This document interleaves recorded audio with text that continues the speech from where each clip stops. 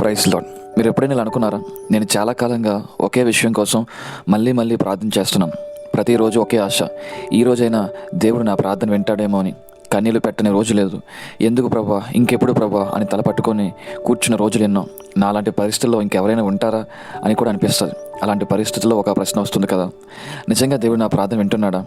వింటే నాకెందుకు సమాధానం ఇవ్వట్లేదు? హబక్కు గ్రంథము 1వ అధ్యాయము 2వ వచనంలో ఇలా రాయబడి ఉంది, యెహోవా నేను మొరపెట్టినను నీవెన్నాళ్ళు ఆలకింపకుందువు. హబక్కు అడిగిన ప్రశ్న కోపంతో కాదు, బాధతో అడిగాడు. దేవుని మీద విశ్వాసం కోల్పోలేదు, కానీ చుట్టూ చాలా అన్యాయం జరుగుతుంది. ప్రార్థనకి జవాబు రావడం లేదు, మార్పు ఆలస్యం అవుతుంది. అందుకే ఎన్నాళ్ళు అని చెప్పి దేవుడిని అడుగుతున్నాడు.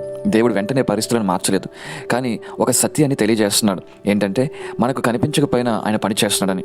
మన అనుభవిస్తున్న ప్రతి ఆలస్యం, ప్రతి కార్యము దేవుడు పని చేయట్లేదని కాదు, దేవుడు పనిచేయడం ఎంత మాత్రం ఆపలేదు. ప్రతి ప్రార్థన ఆయనకు వినపడుతుంది, ప్రతి కన్నీళ్ళు ఆయన చూస్తున్నాడు.